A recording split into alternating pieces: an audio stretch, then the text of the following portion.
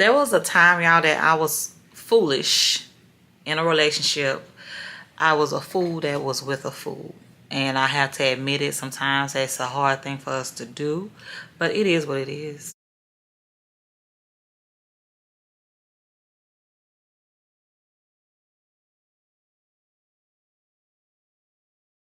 I thank you so much for coming back to my channel, and today we're going to talk about discovering our self-worth.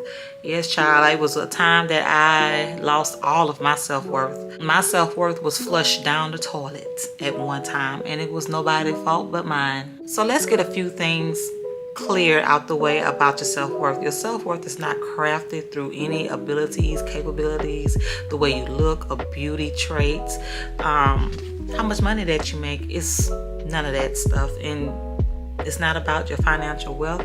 It's not about the car that you drive. It's not about how successful you are in life. It's not. Your mere existence is your self-worth. Your self-worth is crafted from knowing, have an understanding that however, whatever, you are here. Your existence is just the evidence that you have to have the desires of your heart to be met. Your self-worth is not measurable. It does not have any conditions. It don't have any terms. Upon doing a lot of research about having your worth and knowing that just the fact that you are here on earth is evident of your worth, I just wish that I got that memo a little earlier on in life. I could have avoided a lot of foolishness that really happened.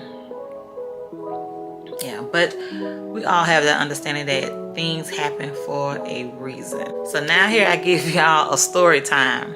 I'm going to share about how having a little worth, how it led me to a dead-end toxic relationship that really ended up becoming a situationship.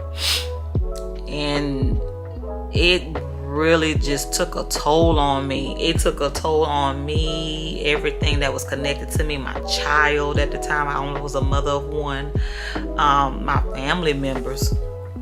It was just a dead-end relationship that really should never have happened. It was just awful from the beginning, but it happened. I had to accept the fact that it happened and the lesson that I got out of it.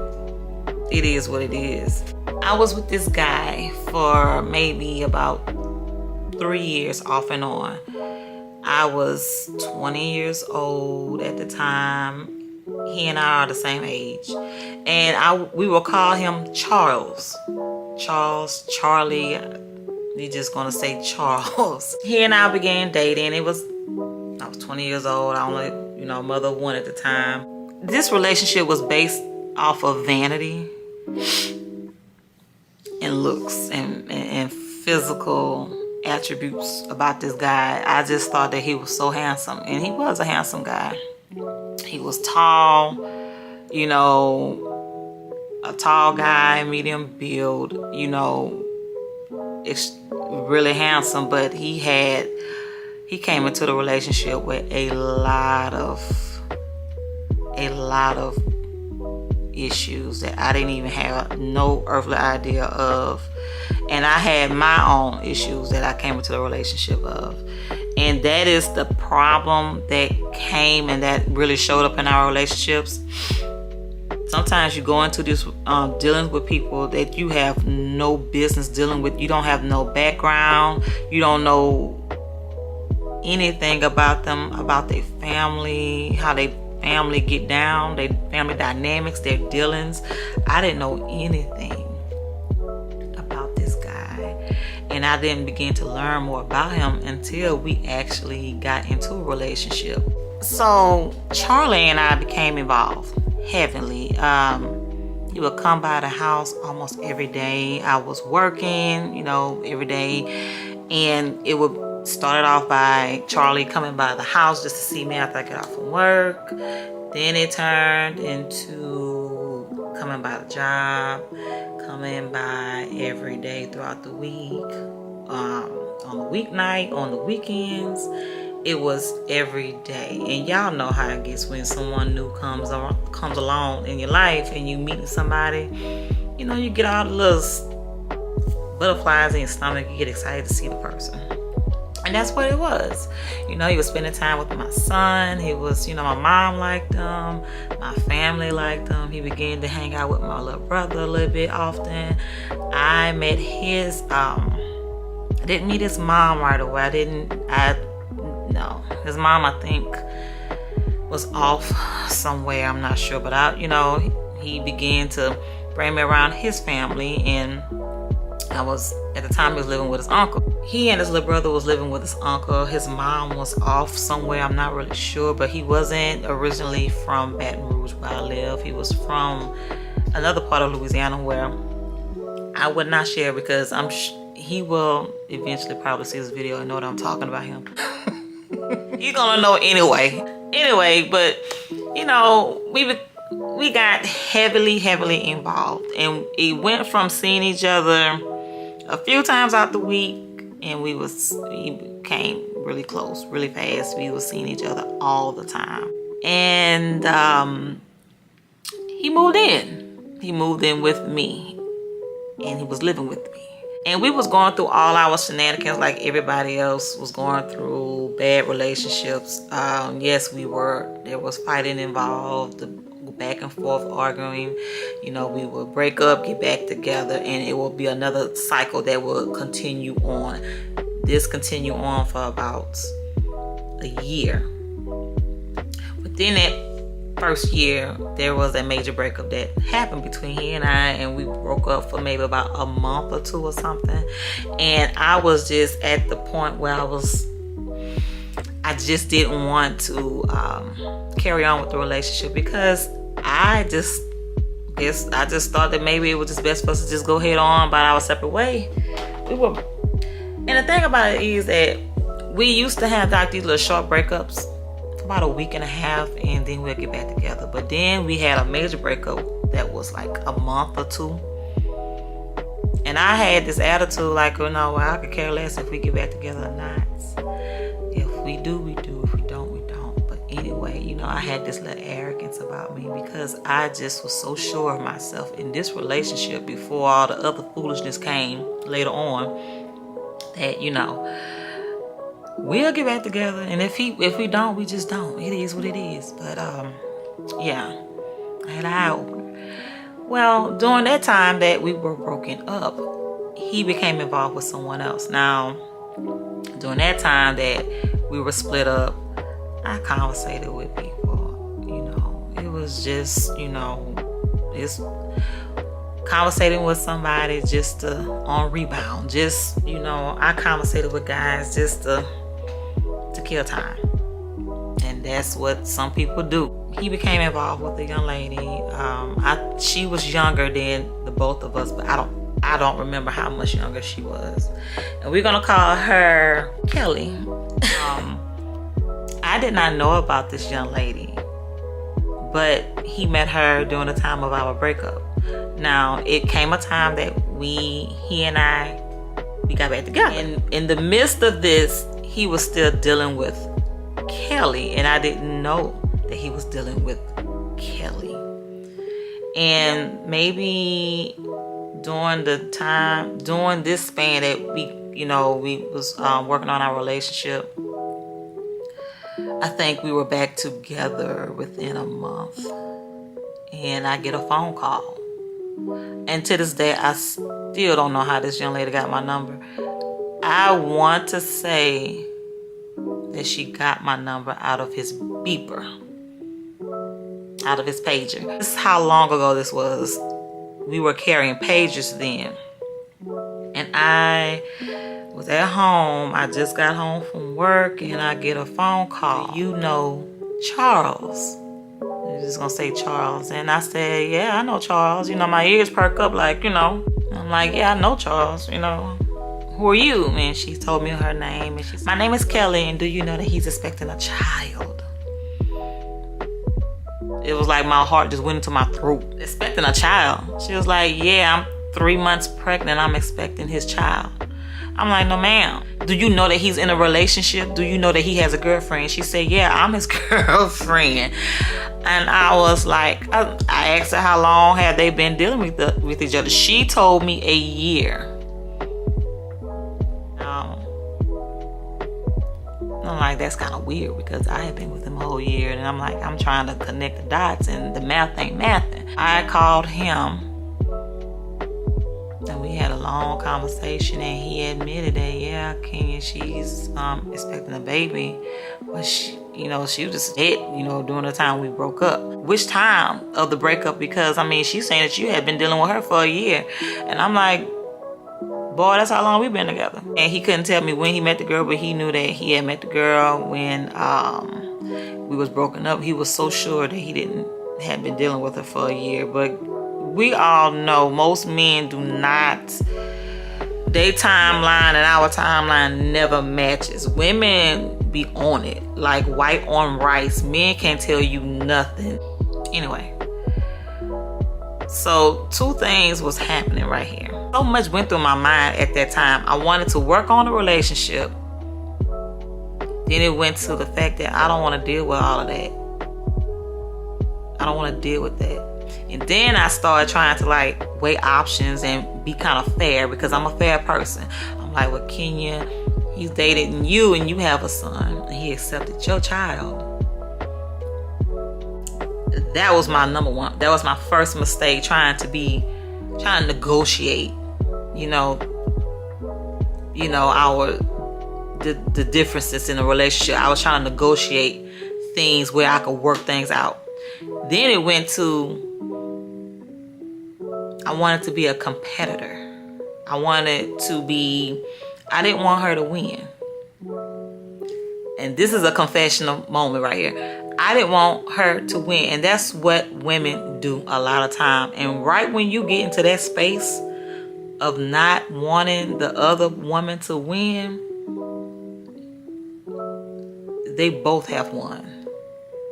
And I didn't have that understanding. I really didn't. To me wanting to be a competitor, not wanting her to win, I had to win him.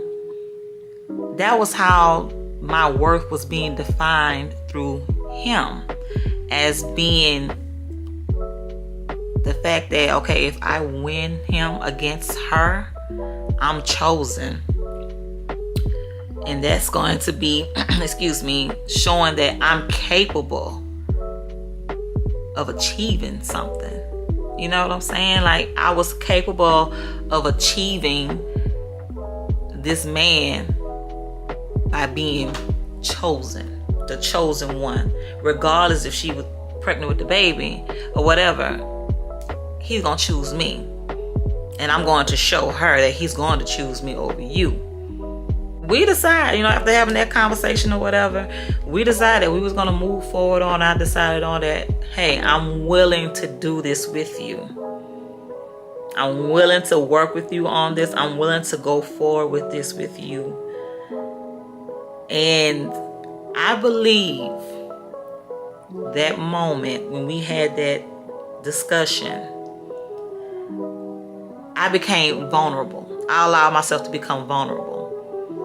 And it was in a moment, I believe, that this guy just seeing that how vulnerable I was, because I was hurt, and I allowed myself to show my emotions and just, I let that wall come down, because I'm known to having a wall up.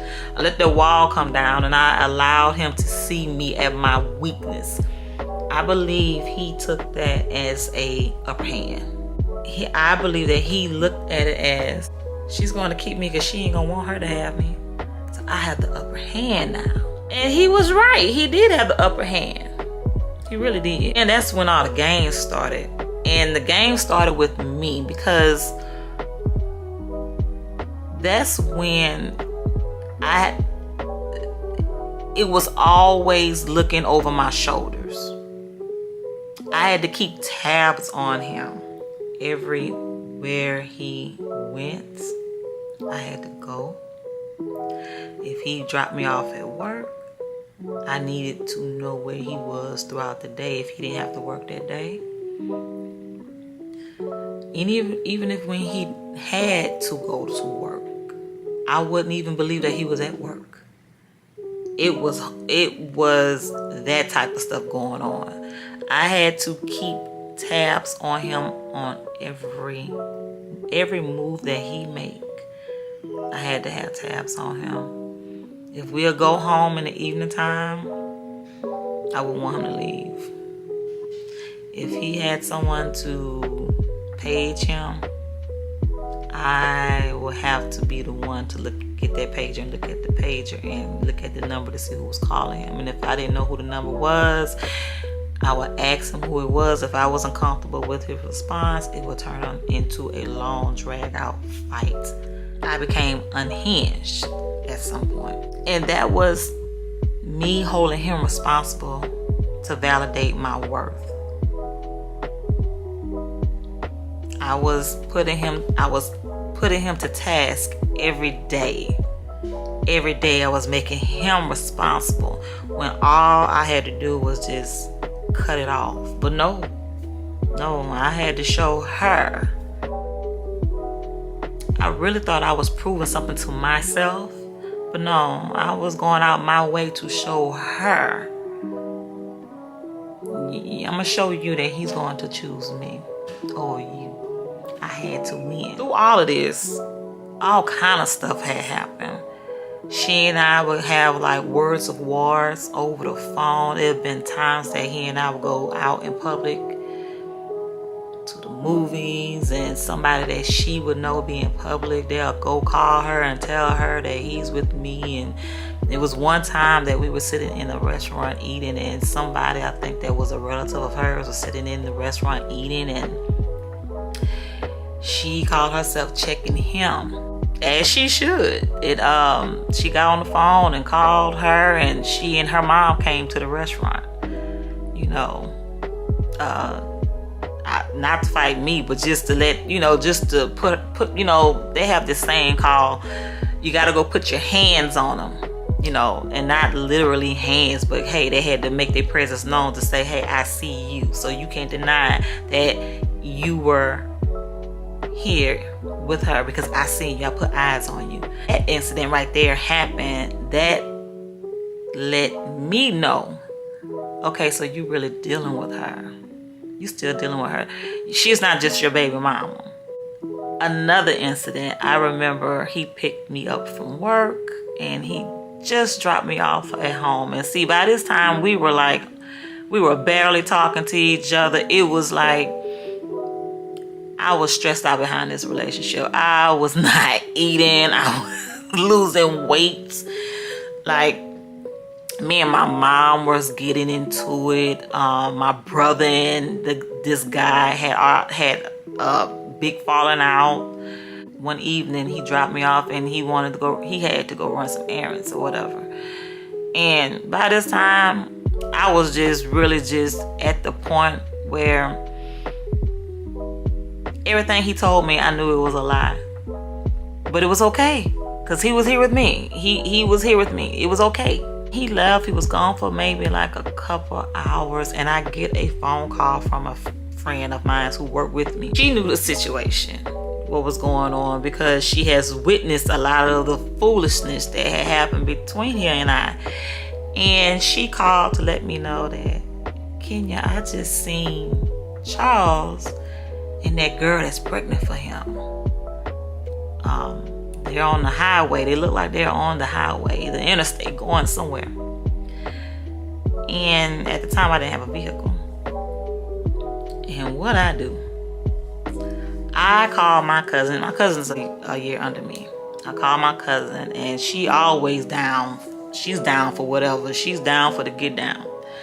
I called her, and I didn't even get to finish my sentence. She knew where I was heading with that question. I was like, listen, I'm not going to call my cousin's name, but I'm going to say Kim.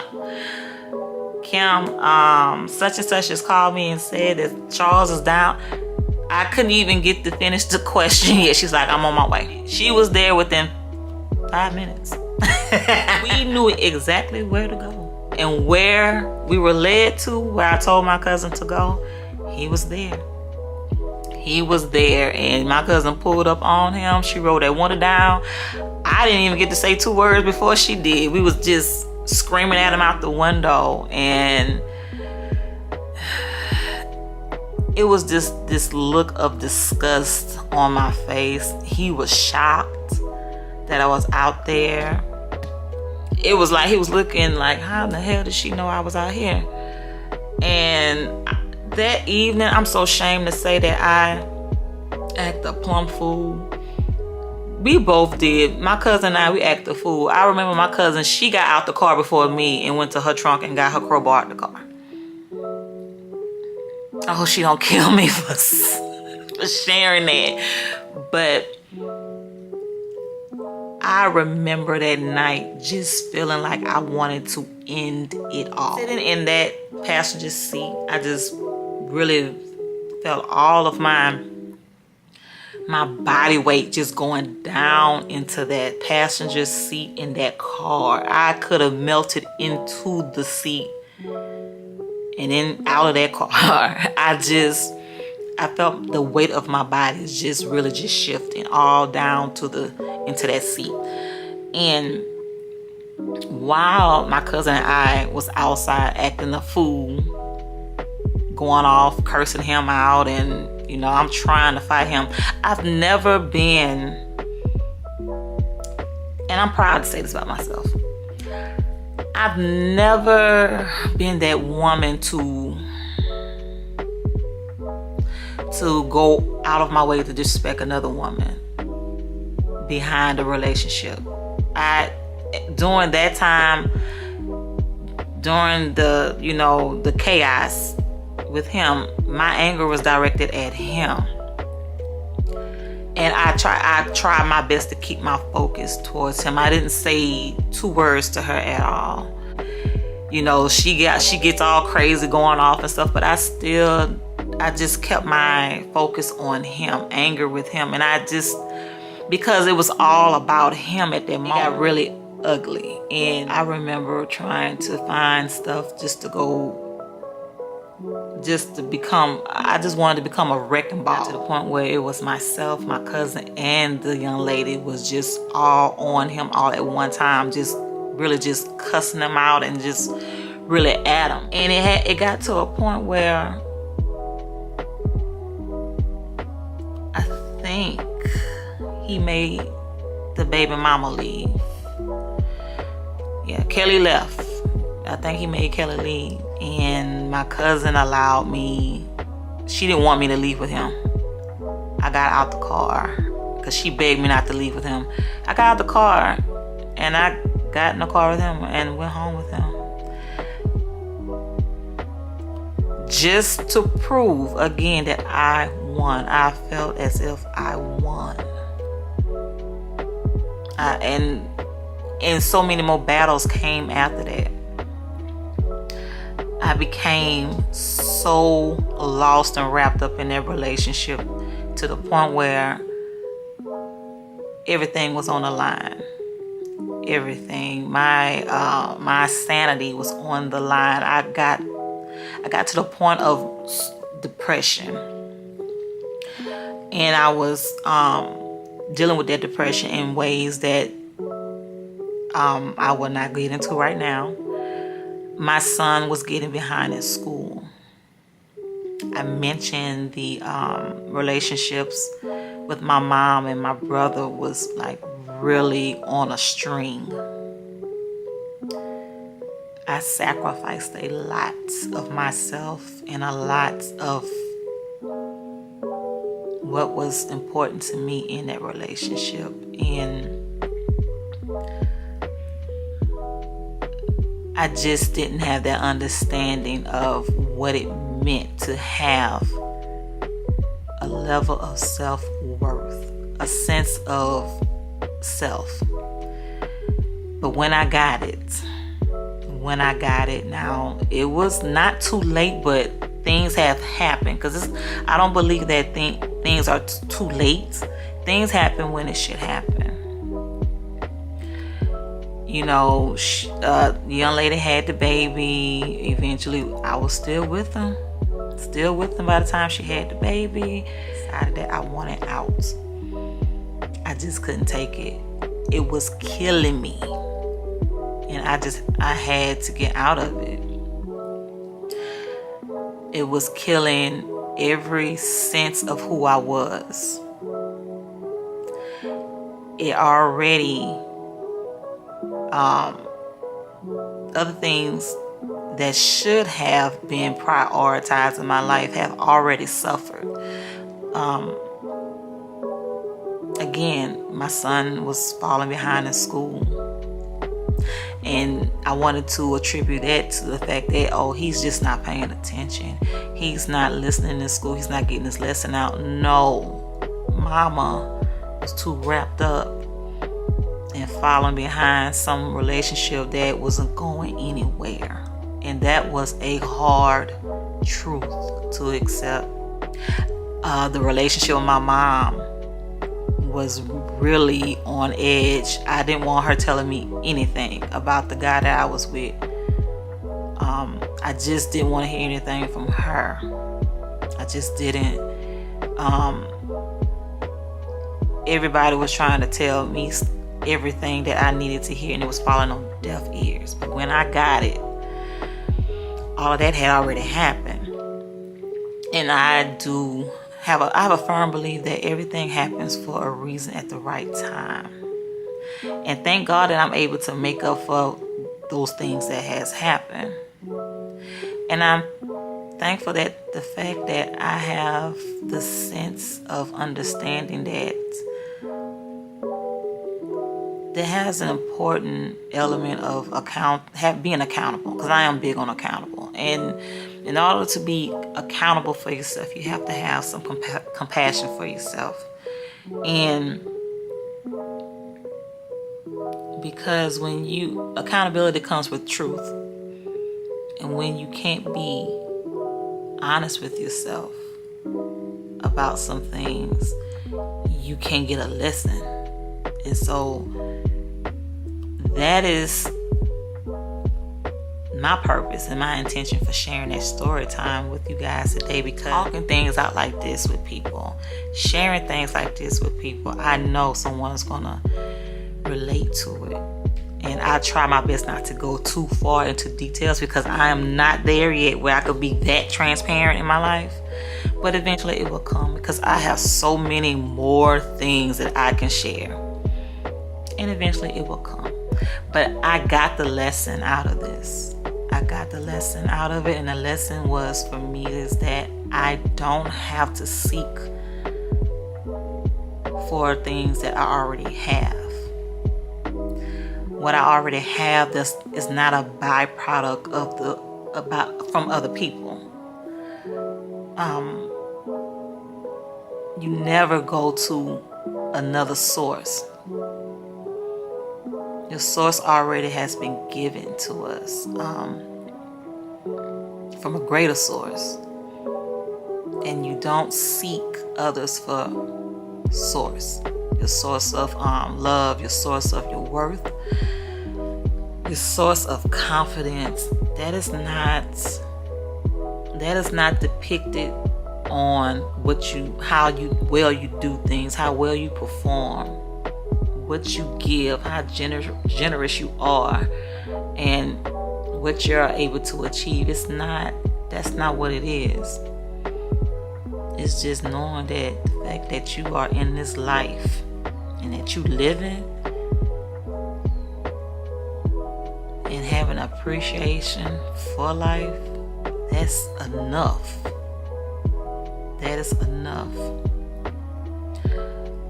But with all that I've shared today, I hope that it hits home for somebody, and I hope that I didn't share too much. I'm thinking that I'm gonna get a phone call from somebody, be like, "Girl, what are you doing?" But I love y'all, and keep in mind also that this is really, I want to share this too. This is really a struggle for me to come on camera and do all of this stuff. but also I'm in a space in my life where every day I get up, I love what I see in the mirror. I'm accepting things about myself every day. And I'm accepting the fact that sometimes we gotta do some things that we don't want to do. Some things that are hard to do. And with time, those hard things become a strength. And so that's my goal for doing this. Because it's gonna become a superpower. I'm already speaking it into existence. So that's all I got for right now. I ain't got no more. Okay, so like, share, and comment below if you find this story to be relatable or helpful to you. And share moments that you have had in your life, if you choose to, that you really believe that you lost your worth and how you discovered your worth. You guys have a wonderful day.